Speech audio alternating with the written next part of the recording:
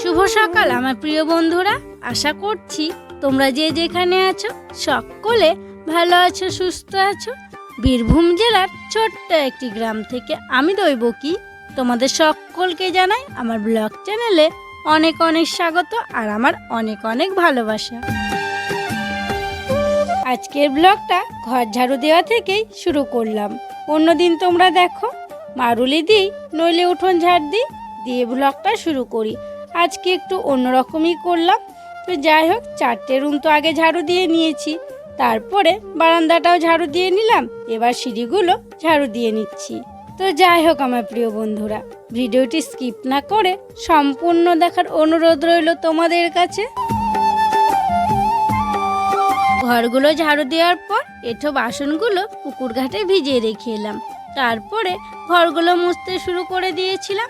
4টে ঘর আগে মুছে নিয়েছি, সেটা আর দেখানো হয়নি। এখন বারান্দাটা মুছে নিচ্ছি। আর কি হয়েছে জানো বন্ধুরা, আমি যে জলটায় ঘর মুছছি সেই জলটা এত ঠান্ডা, কি বলবো, একদম ঠান্ডা বরফ মনে হচ্ছে, যেন বরফ গোলা জল। কারণ এই জলটা সন্ধেবেলায় কালকে নিয়ে আসা হয়েছিল, যে উঠোনে ছিল, শিশির পড়েছে, তাই এতটা ঠান্ডা হয়ে গেছে। টাইম কলে জল দেয়নি, তাই আমি ভাবলাম এই জলটাই নিই কলের। আর জানো তো পুকুরের জল এতটা ঠান্ডা নয়, পুকুরের জলেও তো শিশির পড়ে, তবে এতটা কনকনে নয়। এই এক বালতি জল এতটা কনকনে। তো যাই হোক, কী আর করবো, ফিনাইল দিয়ে দিয়েছিলাম জলে হাত দেওয়ার আগেই। তারপরে আর ফেলা তো যায় না জলটা, তাই না? ঠান্ডা বরফ হলেও কিন্তু আমাকে মুছতেই হতো, তাই ওর ঠান্ডা জল দিয়ে আজকে ঘরগুলো মুছে নিলাম। তারপরে চলে এলাম আমার ছোট্ট গ্যাসের ঘরটিতে, যেখানে আমি টুকিটাকি রান্না করি। আর গ্যাসটা এখন আমি ভালোভাবে পরিষ্কার করে নেব।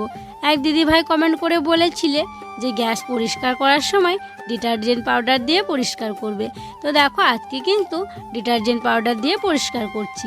তুমি বলার পর থেকে আমি কিন্তু যেদিন নয় রোজই করি, তো রোজই কিন্তু ডিটারজেন্ট পাউডার দিয়েই করি। তবে তোমাদের সাথে শেয়ার করাই হয় না, তাই আজকে ভাবলাম শেয়ার করি। আর কি জানো তো, ডিটারজেন্ট পাউডার দিয়ে যদি পরিষ্কার করা হয় অনেক কবার মুছতে হয়, দুবার মুছলে কিন্তু হয় না। প্রথমে এমনি মুছলে কি হয়, প্রথমে জল জল করে একটু মুছে নিই, তারপরে একটু নিকড়ে নিয়ে মুছে নিই। কিন্তু পাউডার দিলে অনেকবার ঘষে ঘষে পরিষ্কার করে মুছতে হবে, নইলে ফ্যান হয়েই যাবে। তো যাই হোক, দেখো গ্যাসের ওভেনটা ভালো করে মুছে যে ঝিকগুলো হয় সেগুলোকেও মুছে লাগিয়ে দিলাম। মুরগিগুলোকে আজকে একটু দেরি করেই ছাড়লাম। কেন জানো তো, ওই যে ধানগুলো রাখা হয়েছে ওগুলো কালকে রাত্রে ভালো করে ঢাকা দেওয়া হয়নি, তো সেই জন্য ওদেরকে ছাড়িনি। রুদ্র বাবা ভালো করে ঢাকা দিয়ে দিল, তারপর ওদেরকে ছাড়লাম, নইলে ওরা কিন্তু ধানগুলোকে ছিটিয়ে দেবে, সেই জন্য। দেখো বেশ সুন্দর রোদ বের হয়ে গেছে, আর মাকে এখানে নিয়ে এসে রোদে বসিয়ে দিলাম, আর আমিও একটু রোদে বসে আছি। তো রোদে বসে বসে ভাবছি যে আজকে মুড়ি খাবার জন্য কি করব। এই মেয়েদের এক চিন্তা, জানো তো, রান্না বান্না তরকারি কি হবে আর মুড়ি খাবারটা কি করব, এটাই হচ্ছে কথা। মা আজকে কি করব? কলাই সিদ্ধ। কলাই আছে নাকি দেখতে হবে। মা বলছে কলাই সিদ্ধ খাবে, আলু ভাজাটা খুব একটা পছন্দ করে না তো। আর এই যে কালকে ধানগুলো দেখো এখানে আনা হয়েছে, একটুখানি ফাঁক হয়েছিল, মুরগিগুলোকে ছেড়েছি, আর ইচড়াতে শুরু করে দিয়েছিল, একটু একটু চলে এসেছিল এদিকে। আবার রুদ্র বাবাকে বললাম ভালো করে ঢাকা দেন, নইলে ইচড়ে ওরা ভেতরের থেকে ওপরে বেশি ধান করে দেবে। ছোট মুরগি হতে পারে কিন্তু ইচড়াই খুব ওরা। তো যাই হোক, চলো, মা যখন বলছে কলাই সিদ্ধ করতে, দেখি কি কলাই আছে বোধহয়, বরবটি আছে, ছোলার ডাল আছে, দেখি করে নি। বসে থাকলে হবে না, ছোট দিনের বেলা। মা একটা বাটির মধ্যে বরবটি কলাইগুলো দেখো ঢেলে নিয়েছি, তারপরে জল দিয়ে দিলাম। জানো তো, আগে যদি জানতাম বরবটি কলাই সিদ্ধ খাবে, তাহলে সকালবেলা উঠেই ভিজাতে দিতাম, তাহলে বেশি সিটি লাগতো না, তাড়াতাড়ি আর কি সিদ্ধ হয়ে যেত। তো এখনই ভেজালাম, তো এখনই দেবো, একটু বেশি সিটি লাগবে। তো একটু আলু দেবো, তাই আলুগুলো কেটে নিচ্ছি। বেশি আলু দেবো না, কারণ মা বাবা অতটা কড়াই সিদ্ধ আলু পছন্দ করে না, তো অল্প করেই দেবো। রুদ্র বাবা আবার এদিকে খুব পছন্দ করে আলু, ওর খুব ভালো লাগে। তো যাই হোক, এই মোটা আলুটাই দিলাম, আর বেশি দেবো না। এই ছোটো একটা ছিল, সেটাকে আর কি দিয়ে দিচ্ছি। তো আলুটা কেটে নেব, তারপর ভালো করে ধুয়ে তখন একসঙ্গে সব সিদ্ধ করতে দিয়ে দেবো। বরবটি কলাইটা সিদ্ধ করতে দিয়ে আমি গেছিলাম স্নান করতে। রুদ্র বাবাকে বলে গিয়েছিলাম যে 5-6টা সিটি পড়লে পরে গ্যাসটা অফ করে দিও। তো আমি স্নান করে চলে এসেছি, আর কলাই সিদ্ধটাও হয়ে গেছে। রুদ্র বাবা আর কি বন্ধ করে দিয়েছিল। এসে দেখো মাকে আর রুদ্রকে মুড়ি দিয়ে দিচ্ছি। কারণ বেলা হয়ে গেছে, মুড়ি খাবার বেলা হয়ে গেছে। আমি এখন খাবো না, ঠাকুর সেবা দেওয়া হয়নি, ঠাকুর সেবাটা দিয়ে দেবো, তারপরে তখন আমি খেয়ে নেব। রুদ্র বাবা খাবে, সবাই আর কি খেতে আছে, শুধু মাকে আর রুদ্রকে দিয়ে দিলাম। আজকে দেখো আমেরিকান মাছ নেওয়া হয়েছে, আর এখন আমি মাছগুলো নিয়ে বসে পড়লাম বেছে নেওয়ার জন্য। আর যেন আজকের মাছগুলো খুব একদম টাটকা মাছ, তো বেশি দেরি করব না, নরম হয়ে যাবে। আর এমনিতেই দেখো এই মাছগুলো কিন্তু পেটটা মোটা হয়, তবে খুব পাতলা হয়, বেশিক্ষণ যদি বাছা না হয় না মানে খারাপ হয়ে যেতে পারে, সেই জন্য মাছগুলো আমি এখন বেছে নিচ্ছি। তো ঘরে এখন মানে কেটে নিলাম, তারপরে তখন পুকুর ঘাটে নিয়ে গিয়ে ধুয়ে নেব। আর এই মাছগুলো দেখতেই বড় লাগে জানো তো, কিন্তু পিস হয় না বেশি। ওই যে দেখো বড় মাছটা ছিল, ওই দুটো পিস হলো, আর ফিচে আর মাথা হলো, এরকমই হলো। তো যাই হোক, ঘরে তো কেটে নিয়েছিলাম, তারপরে চলে এলাম পুকুর ঘাটে। পুকুর ঘাটে এখন একটু আঁশ যেগুলো লেগে আছে সেগুলো ভালো করে ছাড়িয়ে নেব, দিয়ে ধুয়ে নেব। আর ওদিকে দেখো আর একটা ননদে কিন্তু মাছ নিয়েছে, ও মাছ ধুচ্ছিল। তবে ও এই মাছগুলো নেয়নি, আর একটা বাটা মাছ এনেছিল, তো ওই বাটা মাছগুলো ও নিয়েছে, ওই মাছগুলোই ও ধুয়ে নিচ্ছে। আর দুজনে গল্প করছি আর মাছগুলো ধুয়ে নিচ্ছি। তো দেখো পিসগুলো বেশ বড় বড় হয়েছে, তবে খুব পাতলা, মনে হচ্ছে যেন ভাজতে গিয়ে ভেঙে যাবে। আর এদিকে দেখো বৃষ্টিও চলে এলো, ওরাও মাছ নিয়েছে, তবে আমেরিকান মাছ আমরা নিয়েছি, ও তাই নিয়েছে। তো যাই হোক, ভালোই হলো, সবাই একসাথে ক্যামেরাবন্দি হয়ে গেলাম আর তোমাদের সাথেও শেয়ার করলাম। মাছগুলো বেছে নিয়ে এসেই উনুন ধরিয়ে দিয়েছিলাম। আর দেখো আজকে কিন্তু হাঁড়িটা এদিকে বসিয়েছি, অন্যদিন হাঁড়িটা ওদিকে বসাই, আর মাছ ভাজছি। আর ওদিকে না দিলে না মানে তাপটা অতটা পাবে না, দিয়ে মাছগুলো ভালো ভাজা যাবে না, তাই ওইদিকে বসিয়ে মাছগুলো সব ভেজে নিয়েছি। এই দেখো মাছগুলো ভেজে নিয়েছি, আর চাল কুমড়োটাও ভাজা করে নিয়েছি। তো চলো এখন বাকি রান্নাগুলো করে ফেলি, আবার পরে দেখা হচ্ছে।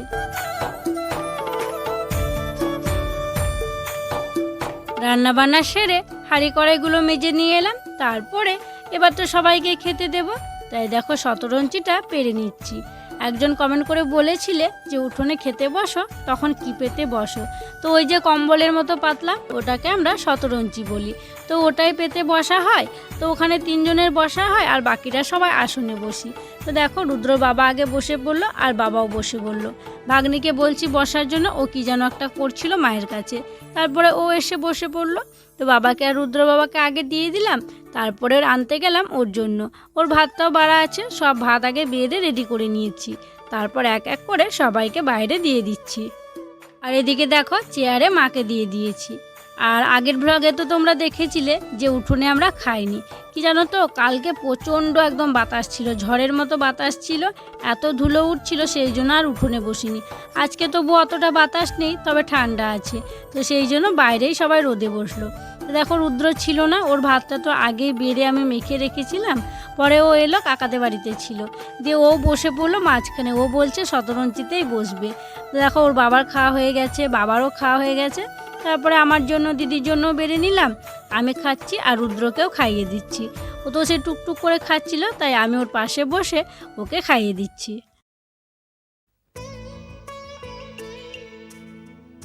খাওয়া দাওয়া করে বাসনগুলো নিয়ে পুকুর ঘাটে চলে এলাম, আর দিদি উঠোনে এঁঠোটা দিয়ে দিচ্ছে, যেখানে খাওয়া দাওয়া করলাম সেখানে। তো এখন আমি বাসনগুলো মেজে নেব। তো চলো তাহলে বাসনগুলো মাজতে মাজতে তোমাদের সুন্দর সুন্দর নামগুলো নিয়ে ফেলি। আমার এক বন্ধু বলেছে তার বন্ধুর নাম নিতে, তার নাম হচ্ছে মিঠুন। এই যে মিঠুন, তোমার নামটা নিয়ে নিলাম, আর তোমরা দুজনে খুব ভালো থেকো গো। পরের নামটি হচ্ছে এক বোন লিখেছে, তোমার ভিডিওতে আমার ছেলের নামটা নিও, তার নাম হচ্ছে নয়ন। এই যে নয়ন, তোমার নামটা নিয়ে নিলাম, আর তোমাকে অনেক ভালোবাসা জানাই। তারপরের নামটি হচ্ছে যে দূর থেকে নূপুর রয়, সে লিখেছে তোমার ব্লগে আমার নামটা নিও। এই যে নূপুর, তোমার নামটাও নিয়ে নিলাম, আর তুমিও খুব ভালো থেকো। তো যাই হোক, দেখো তোমাদের সুন্দর সুন্দর নামগুলো নিতে নিতে আমার কিন্তু বাসনগুলো ধোয়া হয়ে গেল। বাসনগুলো ধুয়ে আনার পর চলে এলাম জামা কাপড়গুলো তুলে নেওয়ার জন্য। আজকে আর রুদ্রকে ঘুম পাড়ায়নি, কি জানো তো ছোট দিনের বেলা তো, এত বেলায় যদি ঘুম পাড়াচ্ছি তাহলে উঠতে উঠতেও সন্ধে হয়ে যাচ্ছে, দিয়ে আর কি ভালো লাগছে না, মন মেজাজটা ওর পড়তে চাইছে না, সেই জন্য আজকে আর ঘুম পাড়ায়নি। তো এখন জামা কাপড়গুলো তুলে নিচ্ছি, যেগুলো ভেজা তুললাম না, মায়ের নাইটিটা তুলেই নিয়েছিলাম, দিয়ে দেখছি ভেজা হয়ে আছে, তাই আবার মেলে দিলাম, আর শুকনোগুলো তুলে নিলাম। তারপর দেখো লেগে পড়লাম উঠোন লেপার কাজে, কারণ কালকেতে হচ্ছে ইতু পুজো, তাই উঠোনগুলো লেপতে হবে। আর তোমরা তো দেখোই যে কোনো পুজো হলে পুজোর আগের দিন আমরা উঠোনগুলো লেপে রাখি, তাই লেপতে শুরু করলাম। আর কি হয়েছে জানো, এদিকে আবার রুদ্রর বাবা মাঠে গেছে। আজকে বাড়িতে ধান আনা হবে, ধান কাটা ছিল আর কি মাঠে জড়ো করা, তো সেগুলো ট্রাক্টরে করে নিয়ে আসবে, তাই তাড়াতাড়িও করছি, শোকাবে না তখন। আর বেশি কিন্তু জল করে মুছছি না, যতটা সম্ভব জলগুলো টেনে দেওয়ারই চেষ্টা করছি, ওই তাড়াতাড়ি যেন শুকিয়ে যায়। তো যাই হোক, মানে পুরোটা লেপবো না জানো, বাইরেটা লেপা হবে না, কারণ ধান নিয়ে চলে আসবে, তো সেই জন্য শুধু উঠোনটাই এখন লেপে দেবো। তো ওদিকে দিদি দেখো ওইখানে যে মানে গোজাগুলো জড়ো করা ছিল ঝাড় দেওয়ার পর, দিদি ওগুলোকে আর কি বালতিতে করে ভরে নিচ্ছে, দিয়ে ফেলে দেবে। আর শুধু উঠোনটা বলতে গেলেও উঠোনটায় তো আমাদের অনেক বড়। আর তোমরা কিন্তু দেখেছো অন্য দিন যখন আমরা লেপি দুজনে মিলে লেপি, আজকে কি জানো তো দিদির কোমরে ব্যথাটা বেড়েছে, তো সেই জন্য দিদি লেপতে পারছে না, তাই আমাকে একাই লেপতে হবে। আর একা না এই গোটা তারপরে বাইরে সব কিছু লেপা মানে সম্ভব নয় গো, অনেকটা সময় লেগে যাবে আর কোমরে একদম ব্যথাও হতে লাগবে। তো সেই জন্য শুধু উঠোনটা এখন আপাতত লেপে রাখবো, কালকে সকালবেলা তখন বাইরেগুলো লেপে নেব। আর তাছাড়া সকালে উঠোনগুলো লেপা যেত, তবে ওই যে সকালে একটু কাজের খিচিবিচি বেশিই থাকে, আবার দিদি থাকবে না, ভাগ্নিকে নিয়ে স্কুলে যাবে, এমনিতেই তো খিচিবিচির মধ্যে দিয়ে কাজগুলো করতে হয়, আবার খিচিবিচি বেশি হয়ে যাবে। তো সেই জন্য আজকে বিকেলে আর কি যতটা পারবো লেপে রেখে দেবো। আর এখানটায় লেপতে না আমার খুব ভয় করছে জানো, আমার মনে হচ্ছে যেন যদি ধানটা উল্টে যায় আমার ওপরে। তো যাই হোক, যতটা পারছি এখন লেপে দিচ্ছি। সেই বিকেলবেলা রুদ্র বাবা মাঠে গিয়েছিল, আর এখন সন্ধ্যা গড়িয়ে রাত হতে চললো। এইমাত্র দেখো ধানগুলো নিয়ে বাড়ি এলো, এই যে আমাদের রাস্তার এখানে চলে এসছে, এখানে এখন ধানগুলো ঢেলে দেবে। আর এই যে ধানগুলো দেখছো এগুলো কিন্তু আমাদের একার নয়, মানে ভাগের ধান, ওই পাশের বাড়ির একটা কাকারা লাগিয়েছে, আমাদের নিজের কাকা নয়, পাশের বাড়ির আর কি কাকা। আর একদিনও দেখেছো ট্রাক্টরে যে গল্লা ধানগুলো নিয়ে আসা হয়েছিল, ওগুলো একটা দাদা আর কি আমাদের সাথে লাগিয়েছে।